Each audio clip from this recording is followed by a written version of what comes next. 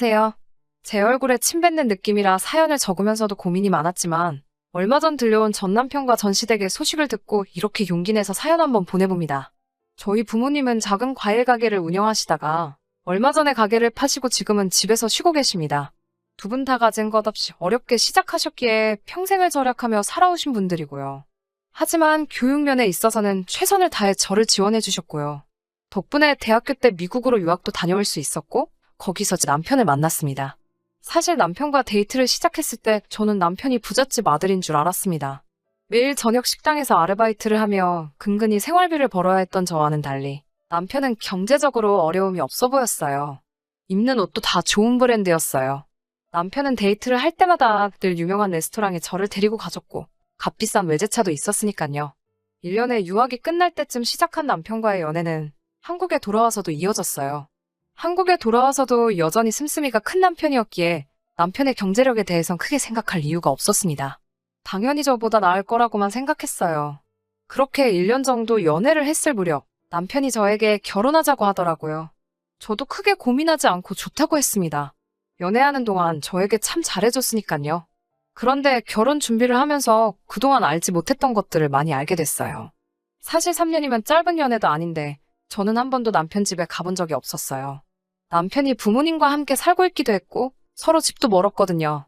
그리고 제가 보수적인 성격이라 결혼 전에 남편 부모님을 만난다던가 집에 간다던가는 필요하다고 생각하지 않았고요. 그런데 막상 결혼 이야기가 나오기 시작하니까 안 가볼 수가 없더라고요. 하루는 시모가 얼굴도 보여주고 저녁도 먹고 가라고 하시길래 과일 바구니를 사들고 찾아뵙게 되었습니다. 연애 때 강남에 있는 브랜드 아파트에 산다는 이야기를 자랑처럼 저에게 하고는 했는데 막상 시부모님의 집이라고 찾아간 곳은 강남은커녕 서울 외곽에 있는 노후된 동네였습니다. 차가 다니기도 힘든 골목을 한참 들어가고 나서야 시부모님의 집이 나오더라고요. 사실 조금 당황스러웠습니다.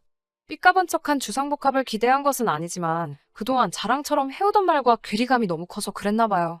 그런데 남편에게서는 거짓말을 들켰다는 당황스러운 모습이 보이지 않았어요. 원래 살던 아파트는 지금 세를 주고 우리 가족은 다른데 투자하려고 나와서 살고 있는 거라며 해명을 하더라고요. 제가 물어보지도 않았는데 말이에요. 집 앞에 주차돼 있는 외제차를 보여주며 이건 우리 어머니 차라고 말을 해줬어요. 노후된 동네에 외제차가 주차되어 있으니 그림이 참 안 어울리기는 했는데 또 제가 너무 눈에 보이는 것만 가지고 괜한 생각을 했는가 보다 하며 반성을 하기도 했습니다.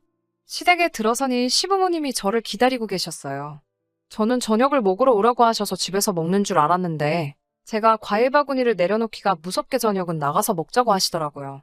그리고 차를 타고 다시 향한 곳은 TV에도 몇 번 소개된 유명 셰프가 있는 레스토랑이었어요. 시모는 저에게 집이야 잠만 자는 곳인데 쓸데없이 돈을 많이 쓸 필요가 없다면서 늘 어디다 투자를 할지 궁리하며 살아야 돈을 벌 수 있다고 하시더라고요. 사실 시부모님과 첫 만남이었는데 저에게 궁금하신 건 별로 없으신 것 같았어요. 저에게 딱히 어려운 질문도 하지 않으셨고요. 다만 저희 부모님 직업이나 배경은 좀 여쭤보시더라고요. 제가 집에 들어와 친정 부모님께 오늘 있었던 일을 이야기하니 두 분 반응이 그렇게 좋지는 않더라고요. 저희 부모님은 이미 제 남편의 씀씀이가 보통이 아니란 건 알고 있으셨어요. 연애하는 동안에도 사실 그 점을 늘 걱정하셨고요. 허세를 부리거나 허풍을 떠는 사람들을 별로 좋아하지 않으시거든요. 그런데 남편 가족들이 그런 건 아닌가 싶으셨던 거죠. 하지만 결국 자식 이기는 부모가 없듯이 저희는 결혼하게 되었습니다.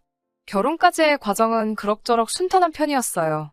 다행히도 성대한 결혼식보다는 간소하고 의미 있는 결혼식을 하고 싶다는 제 의견을 시댁에서 존중해 주셨거든요. 하지만 사실 이것도 저를 위해서 그러신 게 아니란 걸 나중에 알게 되었습니다. 저희 어머니에게는 가까이 지내는 친구분들이 있으세요. 저도 늘 그분들을 이모라 부르며 잘 따랐고요. 그렇기에 당연히 그 모든 이모들이 제 결혼식에 오셨죠. 그런데 그중 한 분이 저희 시어머니를 보더니 저 여자를 분명히 어디서 본 것 같다고 하시더라고요. 저한테 자꾸 시어머니에 대해서 물어보고 싶어 하셨지만 저는 신부라서 어디 다른데 정신 쏟을 겨를이 없었거든요. 그래서 제대로 저희 시어머니에 대해서 뭘 이야기할 틈은 없었어요. 그렇게 결혼식을 치르고 며칠이 지났을 무렵 친정 어머니에게 전화를 받았습니다. 친정 어머니가 깊은 한숨을 내쉬면서 사돈이 혹시 무슨 일 하던 사람인지 아냐고 저에게 물으시더라고요. 저는 글쎄? 옷가게를 해서 돈을 많이 버셨다는 것 같았는데? 라고 하니 너 정말 아무것도 모르니? 라고 물으시더라고요. 그래서 제가 도대체 무슨 소리냐고 물었죠. 그런데 거기엔 충격적인 진실이 있었습니다. 저희 시어머니가 원래는 어디 다른 동네에서 세탁소를 하셨대요. 옷을 수선도 하고 드라이된 옷은 배달도 해주는 그런 작은 동네 세탁소였기 때문에 동네 아줌마들하고도 곧잘 어울려 친하게 지내셨다고 해요. 그런데 거기서 돈을 조금씩 빌려 쓰다가 결국 파산 신청을 하셨답니다. 그리고 친정어머니 친구분은 피해자는 아니었지만 같은 동네에 살았기 때문에 저희 시어머니를 알아봤던 거고요. 그 이야기를 들으니 머리가 아찔해졌어요. 늘 정직과 성실을 강조하시던 저희 친정부모님께서도 그런 사람과 사돈이 되었다고 생각하니 얼마나 화가 나셨을지 상상도 안 되었고요. 저는 일단 남편이 오면 확실하게 물어볼 테니까 잠깐만 기다려달라고 했습니다. 그리고 그날 밤 남편이 퇴근하고 돌아왔을 때 남편에게 친정어머니께 들었던 이야기를 털어놓으며 조심스레 물었습니다. 남편은 뭐 돈 문제야 어른들 사이에서 늘 있는 거 아니겠냐며 대수롭지 않게 여기더라고요. 제가 그래도 이런 건 좀 확실하게 알고 싶다고 하자 남편이 기분이 좀 상했었나 봐요. 저를 불쾌한 표정으로 쳐다보면서 그럼 너가 직접 물어보던지라고 하더라고요. 그런데 그런 남편 모습을 보니 저도 순간 화가 나더라고요. 그래서 정말로 시어머니께 전화를 걸었습니다. 그리고는 이런 이야기를 들었는데 진짠지 가짠지만 말해달라고 했어요. 시어머니는 조금도 불편한 기색 없이 남편과 비슷한 반응을 보였어요. 사람들이 살다 보면 돈 때문에 이런저런 이야기도 나오고 오해도 생기고 하는 거고 이건 자신의 개인적인 일이니까 며느리인 제가 왈가왈부할 일이 아니라고요. 너네한테 피해갈 일 없게 할 테니까 쓸데없는 걱정하지 말고 너네들 앞가림이나 잘 하라고 하시더군요. 저도 그 말에 뭐라고 반박하기가 어렵더라고요. 결국 남편한테도 한 소리를 들었습니다. 우리가 어머니 개인사까지 뭐라고 할 게 아니지 않느냐. 지금은 아무런 문제 없이 잘 살고 있고 나도 그런 속사정을 알고 있기 때문에 어머니하고는 경제적으로 엮일 마음이 없다. 자기는 자식된 도리만 할 뿐 금전적인 부분에서는 엄연히 별개다. 우리들 앞으로가 중요한 건데 어머니 과거 일 때문에 이혼하는 것도 말이 안 되지 않냐. 뭐 이런 말들이요. 듣고 나니 틀린 말도 아니고 실제로 시어머니의 과거 때문에 제가 직접적으로 피해본 게 없으니 시어머니의 과거사는 그냥 그렇게 지나가게 되었습니다. 남편의 사탕발림에 넘어갔다는 사실도 인지하지 못한 채 그렇게 얼마 전 정말 제대로 사건이 터졌습니다. 저희는 결혼할 때 전세로 신축 빌라를 구해서 들어왔어요. 솔직히 연애 때 남편이 부자인 줄 알았기 때문에 결혼하기로 했을 때도 막연히 집에 대해서는 별 문제가 없을 줄 알았어요. 그런데 막상 시댁 사는 걸 보니 시댁에서 집을 해주실 수 있을 것 같지는 않더라고요. 하지만 다행히도 저는 모아둔 돈이 좀 있었기 때문에 제 돈하고 저희 어머니 앞으로 받은 대출로 일단 빌라 전세를 들어갈 수 있었어요. 시부모님은 대신 본인들이 가구랑 전자제품은 다 해주시겠다고 하셨지만 받지 않았습니다. 시댁의 상황을 100% 신뢰할 수 없어서 금전적으로 어떤 상황이든 엮이고 싶지 않았어요.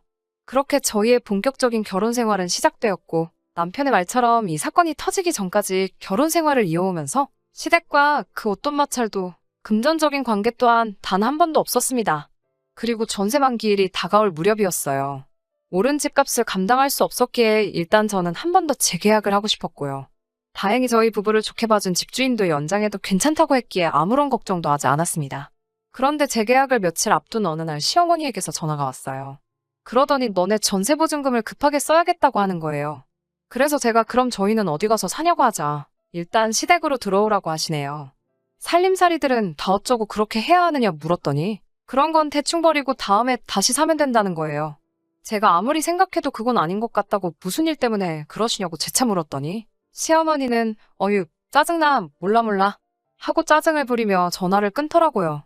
바로 남편에게 전화를 걸었더니 남편은 이미 다 알고 있었던 눈치였어요. 저한테 얼른 짐 싸서 일단 집 빼라고 그래서 제가 그렇게는 못한다고 하니까 네 시어머니가 감옥에 가도 괜찮냐고 묻는 거예요. 시어머니가 감옥에는 왜 가느냐 물으니 돈 때문에 그런 거지 다른 이유 있겠어? 하고 당당하게 대답을 하네요. 알고 보니까 시모가 빌라 사람들을 상대로 또 개를 한 거예요. 그런데 그냥 한 게 아니고 개를 타야 하는 사람한테 이자를 더 붙여주겠다며 갯돈을 안 주는 방식으로 남의 돈을 챙기고 있었던 거죠. 그러다 동네 사람들끼리 이야기가 나오면서 한두 명이 당한 게 아니란 걸 알게 된 거고요. 단체로 고소를 하니 합의를 해야 하는데 돈이 없으니까 저희 전세금을 달라고 하는 거였어요. 저는 그 이야기를 알고 나니 더욱 시모도 남편도 이해할 수가 없더라고요. 그래서 아무리 생각해봐도 전세금은 드릴 수 없으니 어떻게든 알아서 해결하시라고 했어요. 강남에 아파트도 가지고 계시지 않느냐 하니 그 집은 가만히 냅둬도 오르는 걸 어떻게 정리하겠냐 하시더군요. 그러면 시어머니는 금부치도 많으시고 차도 있으시지 않냐 그런 것부터 정리하셔서 갚으시라고요. 그러자 시모가 그런 건 자기 사업에 필요한 물건들이라고 표현하시더라고요. 사람이 돈이 있어 보여야 주변의 사람들이 또 꼬이고 그래야 훈리를 도모할 수 있다나요. 그 말을 듣는데 소름이 확 끼치더라고요. 그런데 남편도 덩달아 엄마 말이 하나 틀린 것 없다고 했어요. 정말 남편을 포함한 시댁에 실망스럽고 진저리가 처지더라고요. 남편은 계속 시모에게 며칠만 참으면 계약 만기니까 전세금 받아다 줄게라며 시모를 달래고 있고요. 시아버지는 아무 말도 안 하고 가만히 자리만 지키고 있고요. 그러다 한마디 하신 말씀이 그럼 파산 신청을 해버리자고 하시더군요. 그런데 더 가관인 건 시모가 그 말을 듣더니 그거 진짜 좋은 생각이라며 좋아하는 거예요. 그러면서 대뜸 저를 째려보고는 절 다시 봤다면서 아주 매정하고 무서운 며느리라며 혀를 차시더라고요. 그렇게 한바탕 시끄러운 시간이 지나가고 집으로 돌아와 남편을 쳐다보고 있는데 시어머니와 자신은 아무 연관이 없을 거라는 식으로 떠벌렸던 게 전부 다 저를 안심시키기 위한 개수작이었다는 사실에 마음 한구석에서 불안과 울분이 동시에 치솟았습니다. 무엇보다도 이렇게 된 상황보다 저렇게 생각 없는 남자를 여태껏 알아보지 못했다는 제 자신에게 더 화가 났어요. 저 남자 머릿속에는 무슨 생각이 들어있을지 가늠도 안 되더라고요.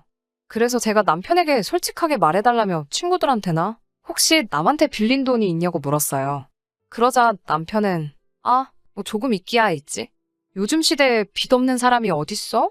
돈 빌리는 것도 능력인 거 몰라? 그리고 그 돈 나 혼자 쓴 거 아니야. 너도 같이 썼잖아. 라고 말하며 그 빚들 또한 저한테 일부 책임이 있다는 식으로 실실 쪼개면서 말을 하더라고요. 가사를 위해 부당한 채무는 이혼 시에도 재산분할 대상에 포함이 된다며 제게 겁을 주더라고요. 제가 고를 수 있는 유일한 선택지는 전세금을 빼서 시어머니에게 갖다 바치는 것 말고는 아무것도 없다는 식으로 어차피 이혼하게 돼도 돈 한 푼 찾아가지 못할 거라는 식으로 말을 하더라고요. 얼른 마음 고쳐먹고 시모가 우리 돈으로 다시 일어나는 걸 기다리는 방법밖에 없다는 식으로 말을 해왔습니다. 제가 시댁에서부터 오고 간 모든 대화를 녹음하고 있던 건 꿈에도 상상을 못했나 봅니다. 그동안의 자잘한 사건들을 제가 별 의심 없이 넘겼더니 저를 아주 바보로 알았나 봐요. 끝까지 부모의 일과 자신의 일은 별개라고 외치며 저를 속였던 남편에게 저는 마지막 방법을 쓸 수밖에 없었습니다. 증거들이 워낙에 많았기 때문에 법원은 저의 편을 들어주었습니다. 전세보증금은 결혼 전 형성된 저의 재산으로 인정받아 고스란히 가져올 수 있었고 오히려 남편에게서 위자료까지 받게 되었습니다. 시댁에서 말하던 세를 주고 있다는 강남의 아파트는 존재하지도 않는다는 사실을 재판 후에 알게 되었습니다. 이미 파산 신청했다는 이력 때문에 조금만 생각했어도 알 수 있던 사실을 눈치채지 못했다는 게 제가 생각해도 어이가 없네요. 벼랑 끝에 몰린 남편과 시댁 식구들은 개인 회생 말고는 답이 없었지만 이미 한 차례 개인 회생 후 면책을 받은 이후였기 때문에 두 번째 심리는 엄격하게 이루어졌고 유일한 동아줄 같았던 개인 회생 신청은 끝내 기각이 되어 그 가족들은 길거리에 나앉게 되었다고 합니다. 한때 가정을 이루고 살았던 사람들이 길바닥에 나앉았다는 소식을 들었는데도 그 어떤 미련이나 죄책감 또한 들지 않네요. 그간 받아왔던 저의 고통이나 상처는 그 어떤 걸로도 보상받을 수 없겠지만 그래도 이 소식이 조금이나마 저에게 위안을 주고 속이라도 후련하게 만들어 주었습니다. 다음에는 좀 더 좋은 사연을 보낼 수 있으면 좋겠네요. 그럼 저의 긴 이야기 끝까지 들어주셔서 감사하고 여기서 이만 줄이도록 하겠습니다.